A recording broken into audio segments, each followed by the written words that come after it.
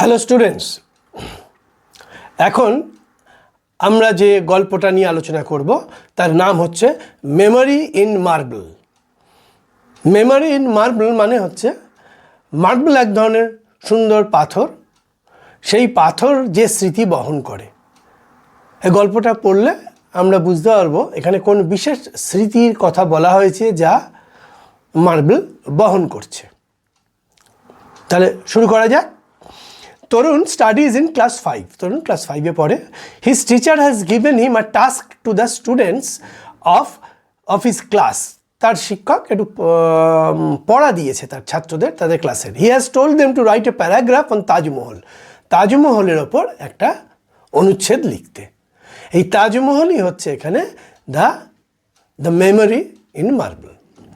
কারণ এটা মার্বেল দিয়ে তৈরি এবং সে যে স্মৃতি বহন করে সেটা নিয়ে গল্পটা। But Tarun does not know much about Taj Mahal. কিন্তু তরুণ তাজমহল সম্বন্ধে বিশেষ কিছু জানে না। He only knows that it is a beautiful monument situated in Agra. সে জানে এটা একটা স্মৃতিসৌধ যেটা আগ্রায় অবস্থিত। ওয়ারিড, চিন্তিত সে। He came back home in the evening and asked his grandfather. সে সন্ধ্যাবেলা বাড়ি ফিরে এসে তার দাদুকে জিজ্ঞেস করলো, grandfather can you tell me something about Taj Mahal? তুমি কি আমাকে তাজমহলের সম্বন্ধে কিছু বলতে পারো? তরুণস গ্র্যান্ডফাদার ওয়াজ আ রিটায়ার্ড টিচার। তার দাদু একজন অবসরপ্রাপ্ত শিক্ষক ছিলেন। He knew a lot about this beautiful monument. He স্মাইলড and said.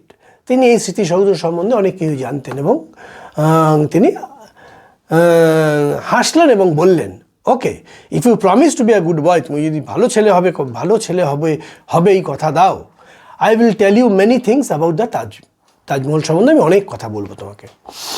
Tarun promise not to be naughty. সে আর দুষ্টুমি করবে না, কথা দিল। So his grandfather began to tell him the story of Taj Mahal. তার দাদু তাজমহলের গল্প বলতে শুরু করলো।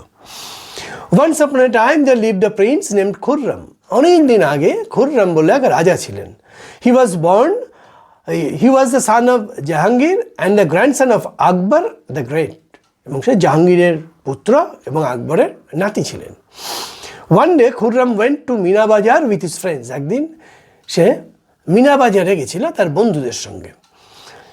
দেয়ার he caught a glimpse of an extremely beautiful girl who was selling silk and glass beads. এবং সেখানে একটা অসাধারণ সুন্দরীর তার দিকে তার দৃষ্টি গেল যে পশম বিক্রি করছিল এবং পুঁতির গ্লাস বিডস, কাঁচের পুঁতি বিক্রি করছিল।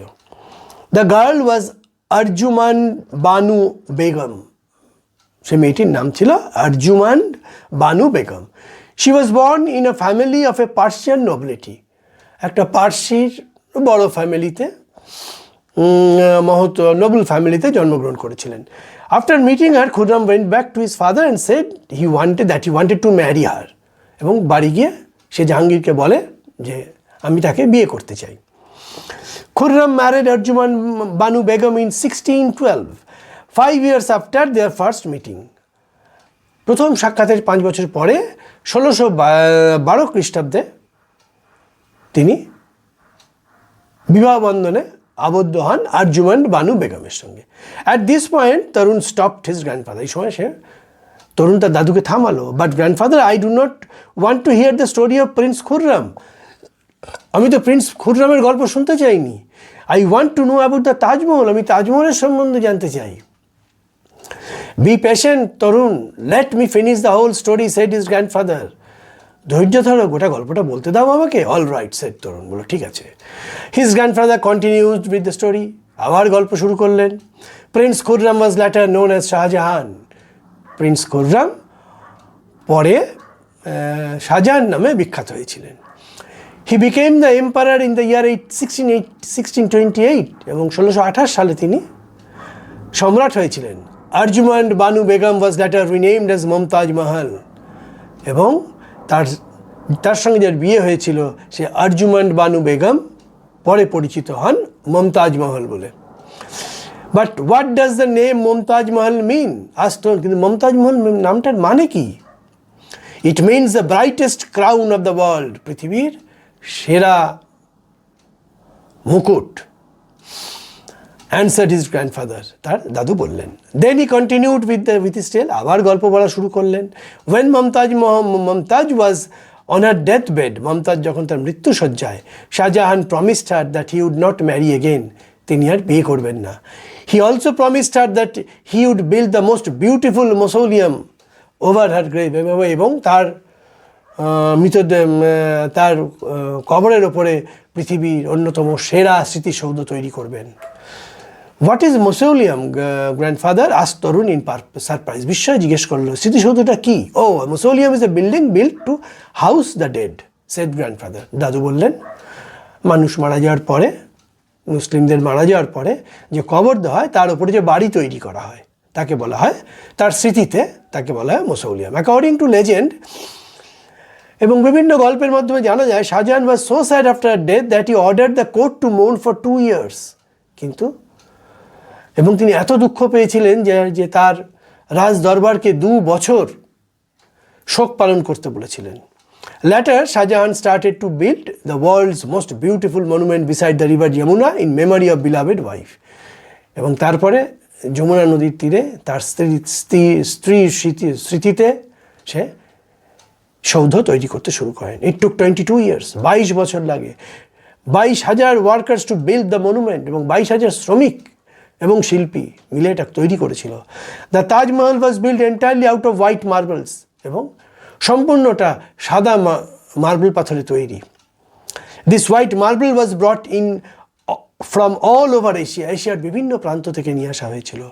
ওয়েন শাহজাহান ডাইড ইন 1666, 1666 সালে যখন তিনি মারা যান, his body was placed next to the grave of Mumtaz Mahal, Mumtaz মহলের যে কবর তার পাশেই তাকে কবর দেওয়া হয়েছিল। This magnificent monument came to be known as Taj Mahal, এই স্মৃতিসৌধটাই তাজমহল নামে পরিচিত।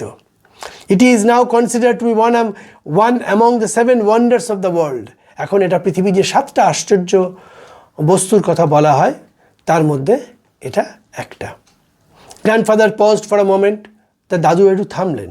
Well, I have told you quite a lot today, will this be helpful enough? আমি তোমাকে অনেক বললাম আজকে, অনেক গল্প বললাম, এগুলো কি তোমাকে সাহায্য করবে?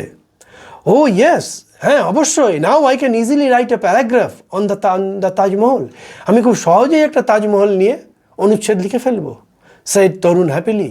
এবং তরুণ খুব আনন্দের সঙ্গে দাদুকে এই কথাটা বলে সে নিশ্চয়ই তাজমহলের ওপর একটা প্যারাগ্রাফ লিখে ফেলে। এইটা হচ্ছে এই তরুণের প্রশ্ন, স্কুলের টিচারের যে হোমওয়ার্ক দেওয়া, তরুণের প্রশ্ন এবং তার দাদু গল্পের মাধ্যমে যে